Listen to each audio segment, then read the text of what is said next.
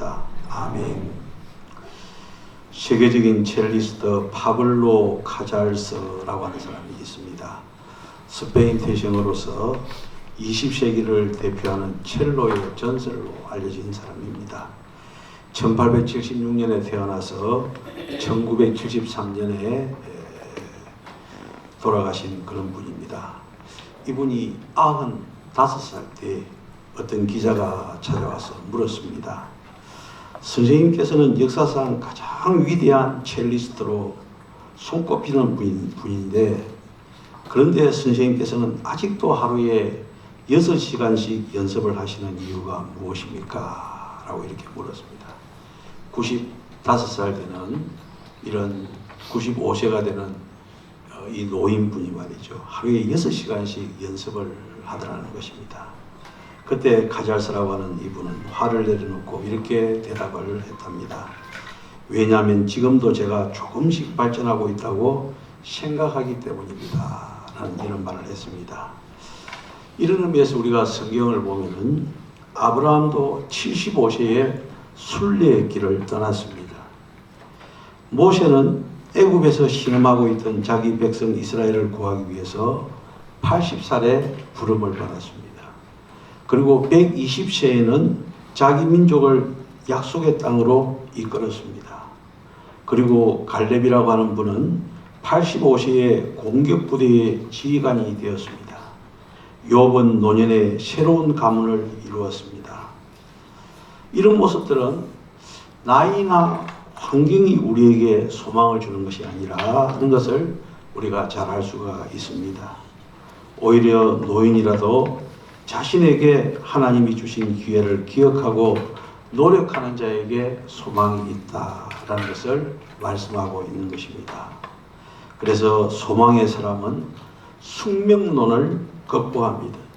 소망의 사람은요, 모든 것을 하나님이 주신 기회로 알고 활용하기에 환경이나 시대가 자기의 기회를 앗아가지 못하는 것입니다. 오늘 제가 왜 이 말씀을, 이 소망에 대한 말씀을 가지고 서론으로 말씀을 드립니까? 또 소망의 삶이라는 이런 제목으로 제가 설교를 합니까? 그것은 지난주 목요일 날 노예 체육대회를 하면서 저 나름대로 강하게 느낀 것이 있기 때문에 그렇습니다. 참 아름다운 실내 체육관에서, 그리고 푸른 잔디밭의 실내 운동장에서 이제 70을 앞둔 소위 젊은 늙은이로서, 그래도 젊은이라는 말이 있어서 좋습니다만은, 젊은 늙은이로서 아무것도 할 수 없이 그저 어정거리면서, 그리고 구경만 하는 한심한 저 자신의 모습을 발견했기 때문에 그렇습니다. 그래도 젊었을 때는 축구를 해도 중고등학교 시절 때 600명 학생 가운데 11명으로 뽑힌 사람입니다. 제가 배구를 해도 600명 학생들 중에서 6명에 뽑히는 대표 선수였습니다. 심지어는 진주 공설운동장에서 이제 전국 체육대회를 하면은, 그때 제가 다니는 진주고등학교가 전국 3연패를 했습니다. 조강래 선수라고 아시죠? 그분이 3학년이었고 제가 2학년이었는데, 그때 이제 골킵이 좀 못하면은 우리 진주고등학교 그 관중석에서 정일이 나가라 할 정도로 과음을 줄 정도로 제가 날렵한 사람이었는데, 이번에 가니까 어정하고 뛰지도 못하겠고, 옆에서 우리 집사님들이 공도 한 번씩 툭툭 찼었는데 저는 공 차고 싶은 의욕도 없는 저 자신의 모습을 발견하고, 참 내가 한심하구나 하는 그런 생각이 들었습니다. 이렇게 한심하다는 생각이 들면서 이제 교회에 들어와서 제 서재를 이렇게 쭉 보는데, 거기 어떤 책이 꼽혀 있었냐면은 소망적인 삶이라는 이런 제목의 책이 있었습니다. 그래서 거기에 그냥 막 눈이 꼽히는 것입니다. 그래서 소망적인 삶, 그 말만 들어도, 그것을 보기만 해도 제 마음속에 소망이 생기는 그런 느낌을 강하게 가졌더랬습니다. 그래서 그 책을 펼쳐보니까 주로 설교집이었는데요. 설교가 한 20개 가까이 되는데 제목만 소망적인 삶이고 소망에 대한 설교는 하나도 없는 겁니다. 그래서 좀 실망을 했습니다만, 그래도 바로 이것이 이번 주에 주는 하나님의 말씀이다 하는 생각이 들어서 이 말씀을 준비하게 되고, 특히 오늘 우리가 봉독한 이 말씀을 한 번 더 보면은 소망의 하나님이, 우리 하나님을 두고 뭐라고요? 소망의 하나님이다 라고 이렇게 명명했던 것입니다. 소망의 하나님이 모든 기쁨과 평강을 믿음 안에서 너희에게 충만하게 하사 성령의 능력으로 소망이 넘치게 하시기를 원합니다.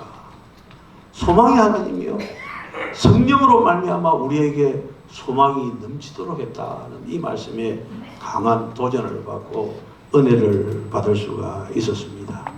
이 말씀은 무엇입니까? 우리가 하나님을 믿고 그 능력을 믿고 그 역사를 믿을 때에 비로소 소망이 넘칠 수 있다는 그런 말씀인 것입니다. 그래서 이 소망은요, 현실에서 시작되는 것이 아닙니다. 과학적인 이야기도 아닙니다. 세상을 바라보는 눈도 아닙니다. 오직 눈을 들어 위로 하나님을 바라볼 때 생기는 그 소망을 말하는 것입니다. 하나님의 손길을 우리가 볼 때에, 하나님께서 이루시는 엄청난 역사를 이해할 때에 거기에 믿음을 두고 비로소 소망을 가질 수 있다, 이 말씀인 것입니다. 또한 본문에서는 성령의 능력으로 라고 말씀하고 있습니다. 여러분들 우리가 믿음 하지만은 이 믿음은 성령의 은사입니다. 성령님께서 허락하실 때 믿음이 생기는 것입니다. 그래서 우리가 예수님 믿습니다, 하나님 믿습니다 라고 쉽게 말을 하지만은, 우리는 쉽게 말할 수 있지만은 그것은 무엇이라고요? 그 믿음은 성령의 은사로서 성령님께서 우리에게 허락하실 때 믿습니다 라고 하는 그 믿음이 생기는 것입니다. 십자가의 은혜를 깨닫고 내가 하나님의 자녀됨을 확정받을 때에 비로소 내가 나에 대해서 소망을 가질 수 있고 이웃에 대해서도 소망을 가질 수 있다, 이 말씀인 것입니다. 소망의 하나님, 오직 그분께만 소망을 둘 때에 우리는 참 소망의 사람이 될 수 있다는 사실을 믿으시기를 바랍니다. 성령 안에서 성령의 능력에 의지하여 참 소망이 되어가는 것입니다.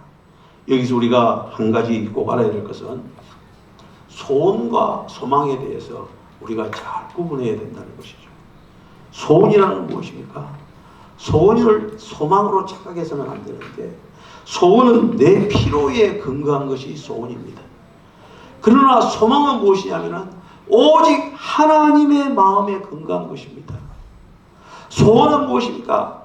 현재에서 출발합니다. 그러나 소망은요, 하나님의 약속에서 출발하는 것이에요. 소원은 자기 자신의 이기적인 생각에 머물지만은 소망은 하나님의 약속을 받아들이는 믿음의 근거에서 하나님의 뜻에 내 마음을 두는 것이 소망인 것입니다. 이런 의미에서 소원은요, 언제나 실망으로 끝납니다. 그러나 소망은 결코 낙심하지 않습니다. 끝까지 잘했구나 싶고 더욱더 영광스러운 미래를 약속받을 수 있는 것이 소망이다, 이 말인 것입니다. 우리는 이 점을 잊지 말아야 됩니다. 어떤 시력가가 복잡한 사업에 시달리다가 병원에 입원했습니다. 앞으로 얼마 못 산다고 하는 사형 선고를 받았다고 합니다. 처음에는 사업에 대한 걱정, 가정에 대한 걱정, 명예에 대한 생각, 아주 머리가 복잡했습니다. 5만 가지 미련을 끊어버리지 못한 채 애를 쓰고 있었습니다. 그렇게 한동안 고민하다가 그는 어차피 떠나야 한다는 것을 깨닫고 그 순간 아직 못다 이룬 소원, 그 온갖 욕망을 다 포기해버렸습니다. 그리고 한 단계 올라가서 더 높은 것을 바라보았습니다. 그런 스스로 깨달음이 있었다고 합니다. 내 마음이 이토록 깨끗할 수밖에 없구나. 이토록 자유로울 수밖에 없구나. 라는 것을 깨달았다는 것입니다. 소원을 끊어버리는 순간에 소망을 가지게 되었다 하는 이 말씀인 것입니다. 성도 여러분, 우리는 이 점을 잊지 말아야 됩니다. 죄인에게는 소망이 없습니다. 우리가 소원으로 가득 차 있고 그것이 내 자신만을 위한 소원이라면 그 자체가 죄가 될 수도 있다, 이 말인 것입니다. 온 세상이 다 파라다이스가 되고 아름다운 낙원이 된다 할지라도 죄인에게는 소망이 없는 것입니다. 죄인에게는 절망만 있을 뿐입니다. 성도 여러분, 소망의 문제라고 하는 것은 세계의 문제도 아니요, 그리고 유토피아니즘도 아닙니다. 그래서 오직 나 자신의 문제인 것입니다. 이런 이야기가 있지 않습니까? 수십 년 전에 우리나라가 한창 못 살 때 우리 젊은이들이 중동의 건축붐이 일어가지고 많은 젊은이들이 젊은 아내를 남겨두고 중동으로 돈을 벌러 갔습니다. 그 당시 저희 큰 집에 작은 형님도 중동에 갔는데 저희 형수한테 편지 쓴 걸 제가 읽어보았는데 참 눈물이 나더라고요. 얼마나 힘이 들었는지 말이죠. 그래서 피땀 흘려 번 돈을 꼬박꼬박 아내에게 붙여주면서 반드시 은행에 저금을 하라고, 몇 년만 우리가 참고 기다리면은 잘 살 수 있다라고 다짐을 했다는 것입니다. 그런데 젊은 아내는요, 그 돈을 가지고 이자 놀이를 합니다. 정권 투자도 합니다. 꽤 많은 돈을 벌게 되어집니다. 돈이 생기니까 이번에는 중동에 있는 남편 몰래 바람을 피우기 시작했습니다. 그러다가 그만 사기를 당하고 돈을 몽땅 날리고 말았습니다. 그런데 이제 남편이 돌아오는 날이 되었습니다. 얼마나 즐겁고 반가운 날이겠습니까? 그러나 그 남편이 돌아오는 날 그 여인은 자살하고 말았다는 것입니다. 여러분들, 아무리 아름다운 시계가 내 앞에 있다 한들 내가 죄인이고 그것을 받을 만한 자가 되지 못한다면 무슨 소망이 있겠습니까? 소망의 문제는요, 나 자신의 문제로 귀결되어짐을 우리가 꼭 명심해야 될 것입니다. 그것은 내 영혼의 문제요, 내 죄의 문제라는 사실을 꼭 기억해야 될 것입니다. 하나님께서 우리에게 소망을 이루도록 하십니다. 소망을 순수하게 하고 진실하게 하고 바르게 하고 온전하게 하고 강건하게 합니다. 그를 위하여 때로는 우리에게는 환난도 있고 역경도 있고 어려운 일들도 있기도 합니다. 그러나 우리는 이 소망의 하나님을 바라보면서 소망을 가질 수 있는 우리가 되어야 된다, 이 말인 것입니다. 하나님이 우리 소망을 넘치게 하실 때 기쁨과 지혜와 인내의 사람이 되어지는 것입니다. 관용의 사람이 될 수 있고요, 화평의 사람도 될 수 있습니다. 우리는 이 소망으로 이 세상에서 승리하면서 살아갈 수가 있는 것입니다. 우리 성도님들에게 이 넘치는 소망의 은혜가 항상 함께 하시기를 주님의 이름으로 축원합니다. 네. 이런 의미에서 우리 성도된 우리들에게 가장 필요한 것이 무엇이겠습니까? 그것은 우리가 하나님을 신뢰하는 것입니다. 우리가 가진 상식이 신앙의 기준이 되어서는 안 됩니다. 내가 가진 경험이 신앙의 기준이 되어서는 안 됩니다. 바울은 이미 구약에 이미 이방인의 구원에 대해서 예언되어진 말씀을 이제 오늘 읽은 말씀 보면은 그 앞절 10절로부터 계속해서 구약의 말씀을 소개하고 있습니다. 그런 다음에 그 말씀을 받은 자들에게 그들이 가진 생각과 기준을 다 버리고 하나님만을 신뢰하라고 말씀하고 있는 것입니다. 우리가 하나님의 말씀을 대할 때에 이런 바른 자세가 필요한 것입니다. 하나님의 말씀을 나의 생각과 경험의 그릇 안에 가두어둬서는 안 됩니다. 우리는 오직 하나님만을 바라보는 그런 눈을 높일 수 있는 우리가 되어야 된다, 이 말인 것입니다. 우리가 하나님을 온전히 신뢰할 때, 하나님을 믿을 때 소망의 하나님께서 모든 기쁨과 소망으로 채워주신다는 놀라운 은혜가 있다는 사실을 믿으시기를 바랍니다. 여러분들, 하나님을 믿느냐 믿지 않느냐, 하나님을 신뢰하느냐 신뢰하지 않느냐, 이런 참 중요한 문제입니다. 지금은 나토 회원국들이 된 몇십 년 전에 동유럽의 공산주의 속에 있다가 지금은 자유의 나라가 된 나라들이 많이 있습니다. 헝가리도 그렇고 체코슬로바키아, 루마니아, 동독, 그리고 심지어 이제 나토 국가는 아니지만은 우리가 좀 좋게 여기지는 않지만 중국 그리고 러시아 여러분들 이런 나라들을 살펴보면요 귀한 진리를 발견할 수가 있습니다. 저들이요 하는 말이 있습니다. 좌우지간 하나님을 부인하고 나니까 제일 어려운 것은 농사가 안 되더라는 겁니다. 농사가 안 된다는 것입니다.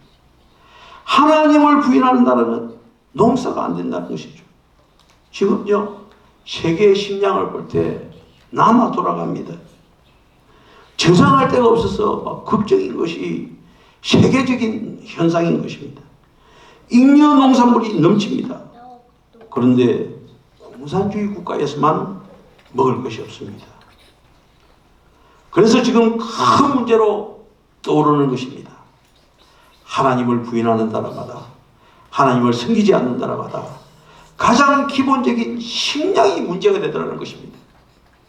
여러분들 우리가 평범하게 보지만 우리가 먹고 사는 것, 하나님을 믿는 것, 그리고 우리가 하나님을 믿음으로 소망이 있다는 것, 이것은 놀라운 사실이 아니고 무엇이겠습니까?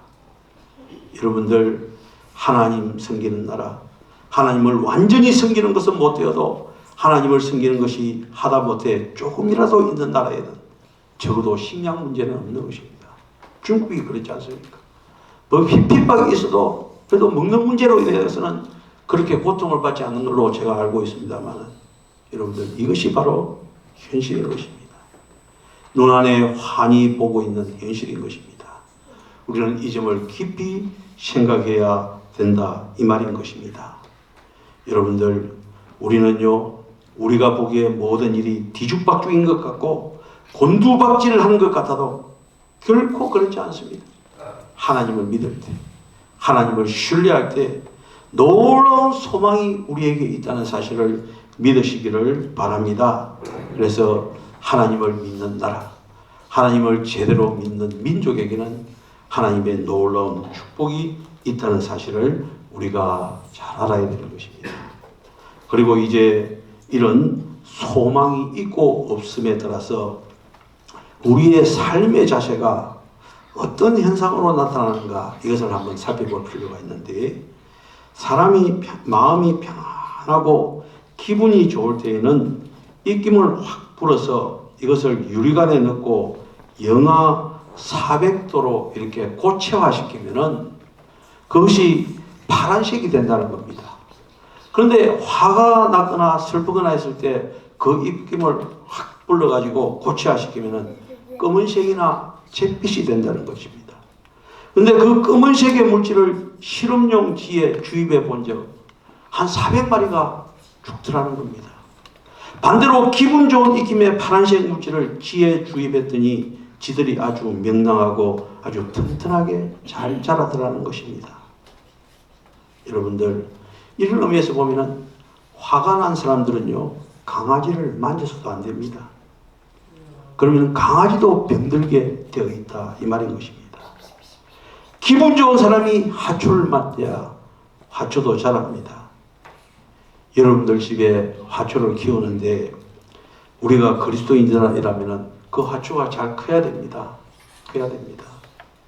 제가 이 말을 하면서 제 스스로를 바라보았을 때 내가 좀 잘못된 썸씽 wrong 뭔가 문제가 있는 사람이 아닌가 이 생각도 해보았습니다.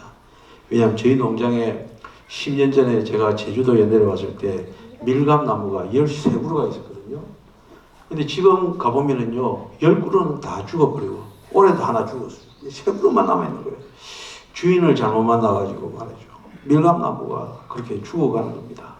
그래서 올해는 정신을 차리고 이제 그 주위에 풀도 좀 베어내고 또 밀감 전문가인 우리 윤상만 집사님을 불러가지고 가지도 치고 지난 금요일날 가보니까요 밀감나무에 열매가 얼마나 꽃이 잘 열려있는지 모르겠어요. 그래서 정말로 관심을 가지고 사랑해야 되는구나 이런 생각이 들어요. 제가 어느 정도까지 밀감나무를 방치했느냐 하면은 작년에 보니까 밀감이 하나도 안 열린 겁니다. 그래서 올해는 밀감이 안 열렸구나 이렇게 생각했는데 가을이 지나고 겨울이 되니까 밀감이 보이는 겁니다.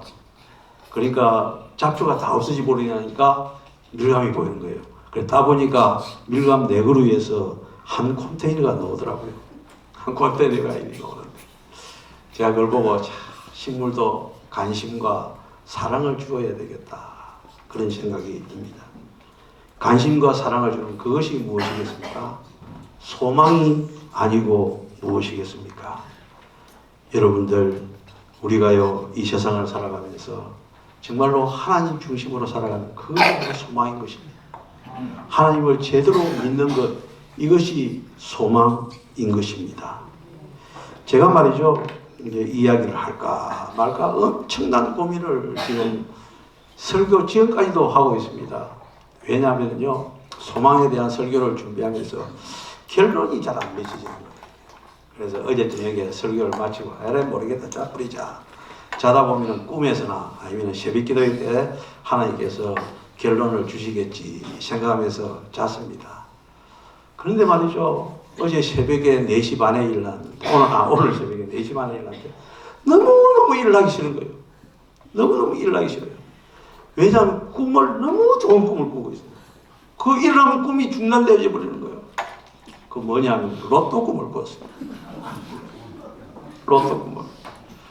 로또 꿈을 꾸는데 어느 상황에서 제가 로또 2장을 사면서 그 번호를 1, 2, 3, 4, 5, 6을 했는데 2개를 이렇게 했어요.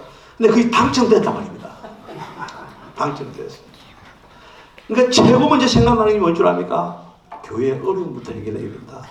그래가지고 제 아내한테 이야기해가지고 꿈입니다.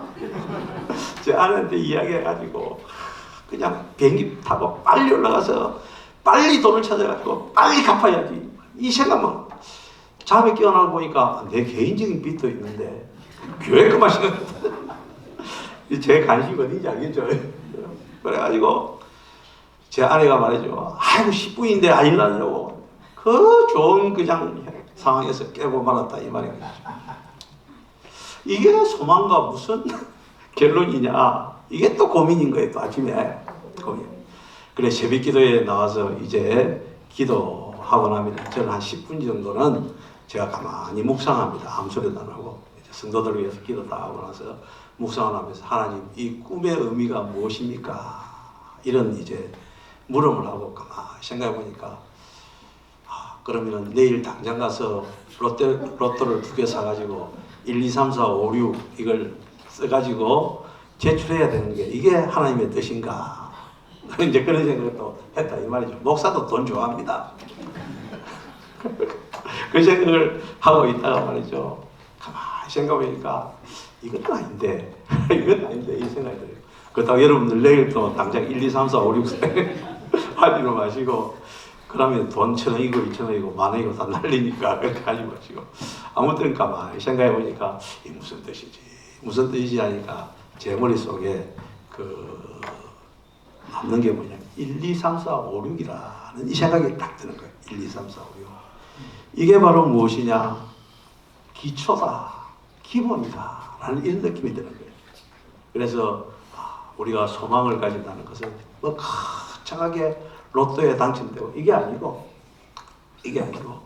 우리가 기본적인 신앙생활을 잘 하는 것이다. 할렐루야. 자, 이런 느낌으로 결론을 맺어졌습니다.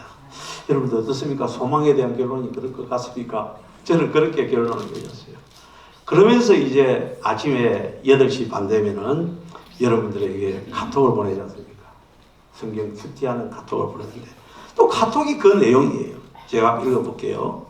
오늘 제가 처음 예배를 시작할 때 제가 시작하는 말씀으로 읽어드렸는데 성소에서 너를 도와주시고 시온에서 너를 붙드시며 내 마음의 소원대로 허락하시고 내 모든 계획을 이루어 주시기를 원하노라.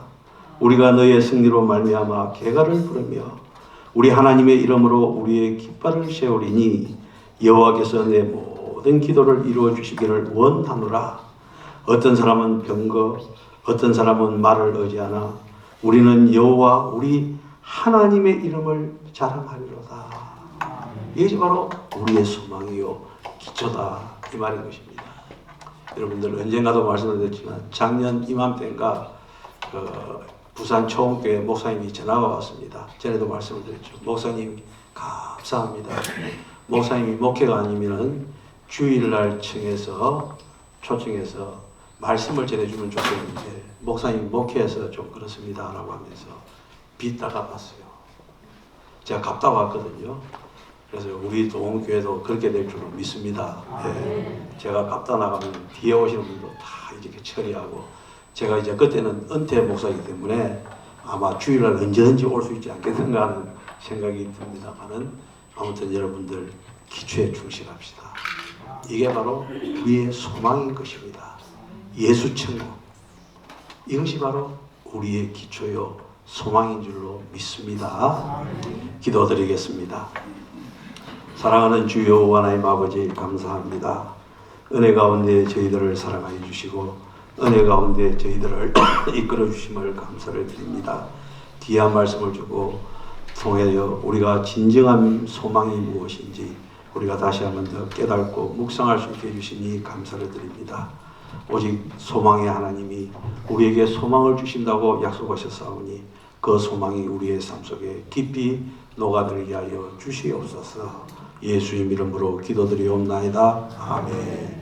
찬송가 488장입니다.